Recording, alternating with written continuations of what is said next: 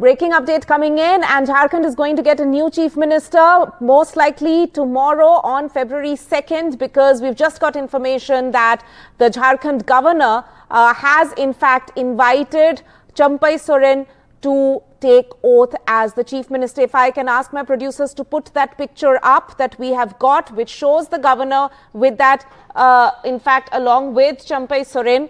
If you can put that picture up there on your screens right now. So Champai Soren, who in fact met the governor earlier today, had in fact staked claim to become the Chief Minister, the next Chief Minister of Jharkhand. For more on this, I'm joined by my colleague Saurabh Gupta. Saurabh, so finally a date given. Earlier in the day, we saw Champai Soren saying that he's got an assurance from the governor, but there was no clarity on date, when, how the oath-taking ceremony is going to take place. Finally, it seems that Champai Soren is going to take oath as the next Chief Minister of Jharkhand on Friday. That's right. In fact, with no assurance forthcoming from the governor, in fact, the Congress JMM decided to fly out their MLAs to Telangana. But weather played sports. The MLAs boarded the flight but couldn't take off. But now it seems the governor also going by the constitutional norms, where the largest formation which has the majority has to be invited to form government, has done exactly that. The governor has, of course, taken his time to ascertain the majority of the ruling bloc and then call them. And it seems that finally the political uncertainty in the state of Jharkhand after the resignation of Soren would come to an end with the swearing in of a new minister. But again, nothing is, nothing can be said for certain in politics. And there's many a slip between the cup and the lip. But it seems that the political uncertainty in Jharkhand could be headed towards the... Right, Saurabh, this is significant because we had seen JMM actually making multiple attempts in order to keep its flock together. There were also these apprehensions that there might be poaching bid made on their MLAs, which is why there was an effort by JMM to actually whisk off all their MLAs to Telangana, which is a ally state, which is a Congress-ruled state. They were fearing an Operation Lotus in Ranchi. And but keeping all that in mind, there was a push from them in order to ensure that the next Chief Minister of the state is from the party itself. And now there seems to be some clarity on that and a bit of a relief for JMM most likely now that a date has been given for the oath-taking ceremony. Yes, it seems with a date finally there is some relief, but the relief is never complete till actually that oath-taking happens. And that oath-taking is scheduled now to happen tomorrow. And, Jharkhand will finally have a government. Remember, it's still without a government for the last few hours, at least 24 hours or so, after Hemant Soren resigned. But finally, it seems Jharkhand will have a new government with the swearing in of Champai Soren, which the governor also seems to have agreed to. And there will be a new government. Remember, like I said, such was the worry in the JMM Congress camp that they decided to fly out their MLAs to Telangana. But again, like I said, very heavy, dense fog, bad weather meant that the MLAs could not fly out. Exactly. Saurabh, just for the benefit of our viewers, take us through all the developments of the day, especially in the evening, from the visit to the Governor House, to the dash that the MLAs made to take a flight, a chartered plane to Telangana, and now this late night development coming in of the fact that the governor has actually given a date, invited Champai Soren to actually take oath as the Chief Minister tomorrow. That's right. It seems certain that now Champai Soren will finally take oath, with the governor agreeing that he does have the majority. Remember that video, that also Champai Soren shared with the governor, where the MLAs all lined up and said, counted numbers, and that finally seems to have convinced the governor that, look, the majority is there, and that Champai Soren should be called to form government. Right, Saurabh, we had discussed this earlier in the day today, but if you can also once again, for the benefit of our viewers, take us through the background and the profile of Champai Soren. He is known as a very close aide of Hemant Soren, an old hand in Jharkhand, in JMM. He's of course been a trusted aide of the former Jharkhand Chief Minister. So if you can just tell us a very quiet, unassuming sort of a leader there, slated to take the reins of the state now. obviously, he's one of the known tribal faces in the JMM, though he's not related to the family. So he is someone who's been a close aide of the Shibu Soren, who's worked with him and been with the party since the Shibu Soren days. Remember, Shibu Soren is the founder of the JMM and also the man who led the agitation for the separate state of Jharkhand, which finally happened. Shibu Soren was also Chief Minister of Jharkhand at one point of time. But, now that Hemant Soren was Chief Minister and his arrest led to Hemant Soren initially proposing the name of his wife, Kalpana Soren. But Kalpana Soren, there were two issues. One is she was not a member of the Legislative Assembly, which meant she would have to get elected. And with less than a year to go before the elections in Jharkhand, state elections, there was uncertainty over whether the Election Commission would call a by-poll. And therefore, she would have to resign in 6 months, which would mean that the government again would have to go for a Chief Minister in the next 2 months. So obviously this is something that, played out. Also the fact that there was opposition from within the Soren family, because remember there are others, including Sita Soren, the widow of Durga Soren, who also was a claimant for the Chief Minister's post. So all of those things in mind, finally the consensus candidate seems to be Champai Soren, a man who's been with the Soren family, been with the JMM since its inception, has worked, is a well-known tribal face, and is someone who, the Sorens also trust. Therefore, his name was the consensus candidate. And, for those of our viewers who are following us at the platform, the whole, on how Champai emerged as the consensus candidate on NDTV.com, they can also go and read that copy. But obviously, this feels like Champai Soren's moment of glory, from being a humble worker in the party to finally ascending to the Chief Minister's post. That goal finally seems within reach. That's right, Saurabh. And before I let you go, so if you can just tell our viewers, there are a number of developments in this big story, which has got political aspects, legal aspects lined up on Friday. So what all can we expect to take place? If you can just quickly take our viewers through the legal aspects which are going to play out in the courts tomorrow, and also this big swearing-in ceremony now. Well, two things.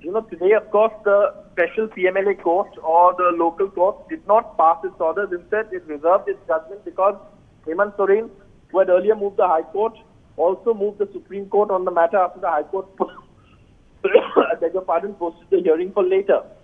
The Supreme Court has taken cognizance of the matter. So in that context, obviously, the lower court was not going to pass orders, and it reserved its judgment and sent Hemant Soren to judicial custody for a day. Tomorrow, after the Supreme Court proceedings are over, the lower court is likely to pass its orders, and the Supreme Court, what the Supreme Court says on this is going to be closely watched by the JMM and everyone else in the state. Also, apart from that, the lower court order is also going to be important because that's going to establish how many days of custody Hemant Soren is going to get, depending on again what the Supreme Court says. And then you will finally have that swearing in also if the governor fixes a time. Right. So lots of fast-paced developments in this big story. Saurabh Gupta, thank you so much for joining us with this update. With that, we'll slip into a short break. Don't go anywhere. News and updates continue right here.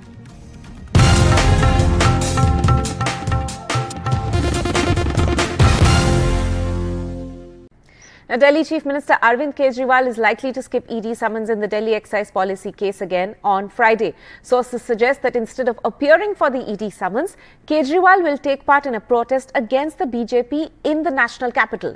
AAP will protest against the BJP over the Chandigarh mayoral polls, calling the results unfair after 8 of its votes got invalidated. If Arvind Kejriwal does not go on Friday, it would be the 5th ED summons in a row that he has skipped. Remember, Kejriwal has called the summons a case of political witch hunt. The Enforcement Directorate has issued summons to Delhi Chief Minister Arvind Kejriwal in connection with the Delhi liquor policy money laundering investigation, and this is the 5th time the Enforcement Directorate has issued summons to Kejriwal, asking him to appear before the agency officials to join the investigation tomorrow. But in all likelihood, Kejriwal will be skipping the summons because he has made his stand very clear that he had called the summons as politically motivated in the last 4 times, and that seems to be the same stand that he would be taking this time also. So with Kejriwal skipping the summons for the 5th time, the Enforcement Directorate in all likelihood will be issuing such summons to him. If they feel that they have a stronger case, then the Enforcement Directorate may even approach court and seek a non-bailable warrant. But in this particular case, it's unlikely that the Enforcement Directorate will also move the court seeking a non-bailable warrant. Instead, they would be issuing another summons, is what we are learning, if at all if Kejriwal decides to skip the summons once again. So it will be ED will be issuing fresh summons, and Kejriwal might take the same stance, and that's why at the end of the day, the Enforcement Directorate will have to move court and take appropriate action. Right. And now another news, US State Department has notified Congress of its approval of 31 MQ-9B drones to India. The total military equipment sale is worth almost $4 billion. There were reports the deal was stuck as few US lawmakers had insisted that India must carry out a thorough probe on the alleged plot to kill Khalistani extremist Pannu. Let me go across to my colleague Kadambini for more on this. Kadambini, considering India is such a close ally of the US, if you can elaborate on how this deal, how the approval for this particular drone deal took longer than usual. Well, this deal was sealed when PM Modi had been in the US last year, and you know that MQ-9B drones are very important, technologically very advanced.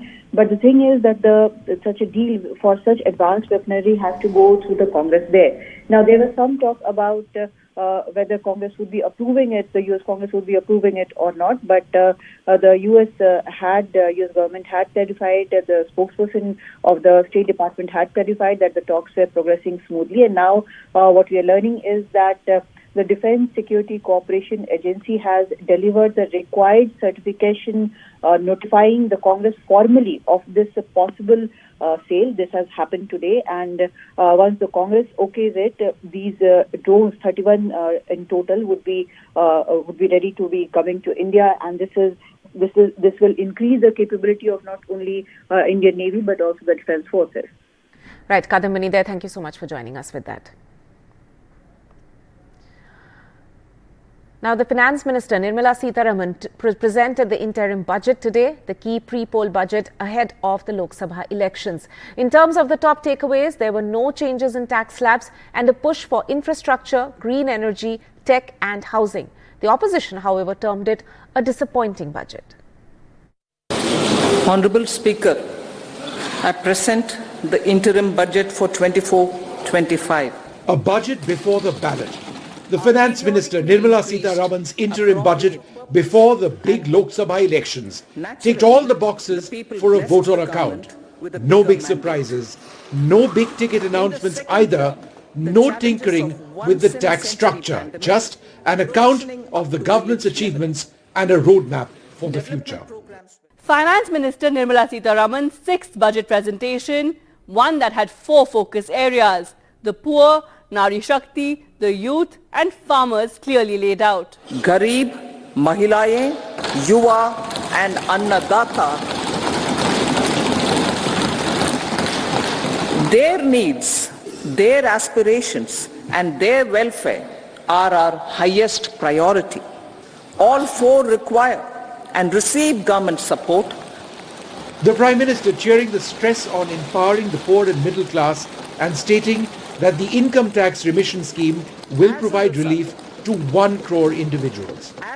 आज जिस income tax रेमिशन scheme की घोषणा की गई है, उससे मध्यम वर्ग के करीब 1 करोड़ लोगों को बड़ी राहत मिलेगी. However, the key takeaways of the interim budget being no change in income tax rates, the big infrastructure capital expenditure push, as well as a new scheme to promote green growth, along with maintaining the commitment to fiscal discipline. The fiscal deficit in 2024-25 is estimated to be 5.1% of GDP. The other key highlights are 2 crore more houses for the poor under the PM Awas scheme, a big push to infra in Lakshadweep to boost tourism after the Prime Minister's personal push, a focus on women with the standout point being the vaccination drive for young girls to tackle cervical cancer. The big question remains whether the full budget in July will fulfill all the aspirations of over 1 billion Indians and boost India's growth momentum even more than the pace we already have seen. With Sakshi Bajaj, Vishnu Shom for NDTV. Time for us to slip into a short break. Don't go anywhere.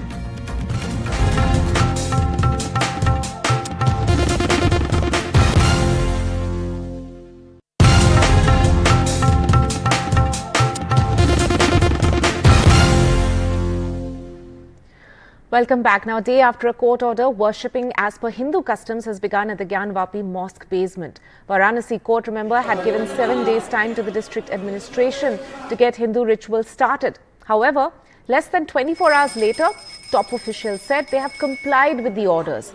Remember, worship at this spot was stopped in January 1993.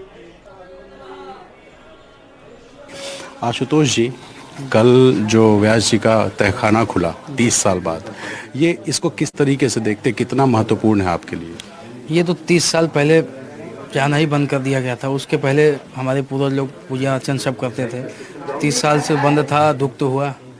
अब कल खुला है, इससे बड़ी खुशी और क्या हो सकती। आप गए थे अंदर? अंदर नहीं, हम बाहर ही थे। अच्छा। हमको बाहर ही रखा गया था।